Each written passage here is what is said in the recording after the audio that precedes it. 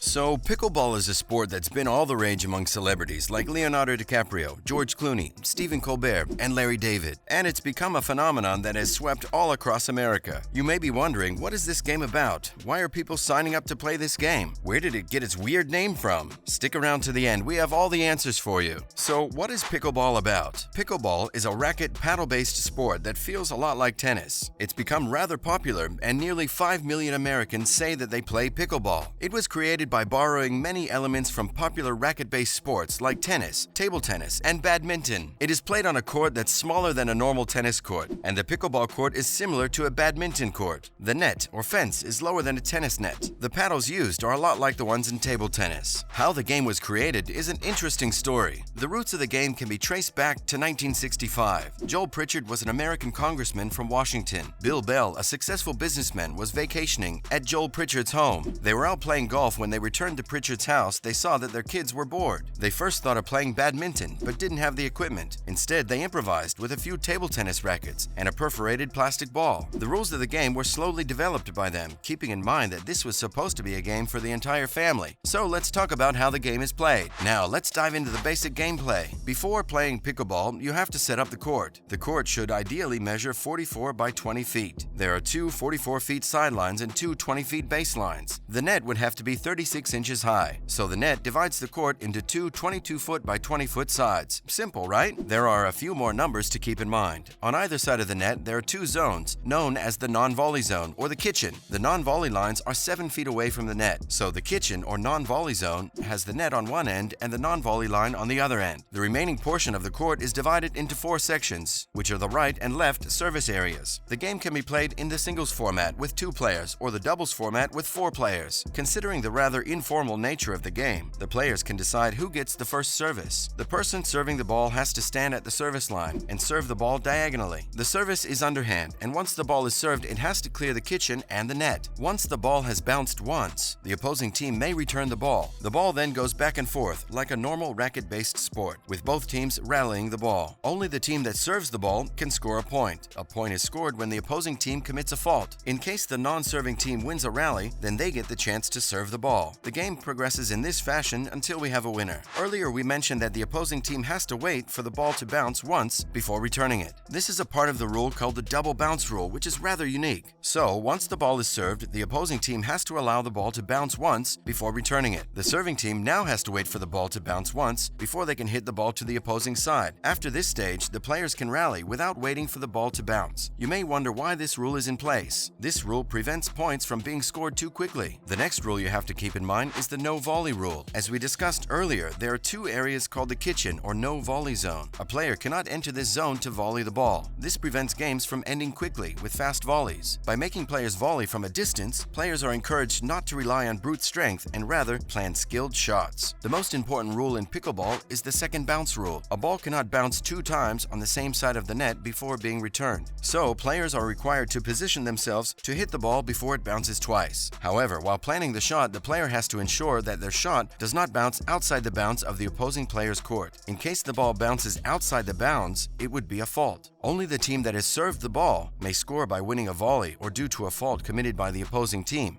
In case the opposing team wins the rally, they get the opportunity to serve the ball, but they don't score points. The opposing team's objective would be to win the rally so that they can go on to possibly win points during their service. In some cases, points are scored when the opposing team commits a fault by not following the rules, like double bounce rule, no volley rule, second bounce rule, and out of bounds rule. In addition, if the ball hits the net, or if a player uses any part of their body to hit the ball, the other side would score points. The games are played up to 11 points, but in order to win, you need a 2-point advantage over your opponents. In case the advantage is less than 2, then the game continues till one team has a 2-point advantage. Do these rules seem confusing? Despite what you think, most players pick up the game within one session. It's no wonder why the game has recently earned the title of America's fastest growing sport for the 2nd year in a row. So why is pickleball sweeping through America? So the most obvious reason is that pickleball is a very social game. All the players are in close proximity. The potential for crosstalk and banter is unlimited. The rules are easy to learn. It doesn't require any specialist equipment. All you really need are comfortable clothes and shoes. It's not surprising that pickleball was made the official sport of Washington. Experts have identified that playing pickleball has multiple health benefits. It's great for functional fitness, since it improves agility and ability to change directions. It's a form of aerobic exercise that is low impact and easy on the joints. Further, the average game lasts around 15 minutes. For older people and those in poor health, the sport is optimal, since there isn't much need to run around. During the pandemic, there was demand for activities that people could take part in while maintaining social distancing. Pickleball can be played both indoors and outdoors. Players have had no issues playing this game while wearing their masks. It's also not a contact sport, so pickleball is perfect for these times. In many places, malls are building assets like pickleball courts to attract customers. Similarly, in community centers and sports complexes, pickleball courts are being created, since these courts are cheap, popular, and easy to maintain. In other news, Stephen Colbert will be producing a celebrity-packed comedy tournament called Pickled, which should air later this year. Major channels like CBS Sports Network, ESPN3, Fox Sports, and the Tennis Channel have announced that they plan to broadcast the sport. In the United States, there are over 40 pickleball tournaments that are due to happen this year. Next, let's talk about the international popularity. Pickleball is played in most countries in the world. In fact, 70 national federations have been set up to organize the sport across the world. It's growing in popularity in countries like Canada, Spain, India, and the Philippines. Globally, the game is governed by the International Federation of Pickleball, which is based in the United States of America.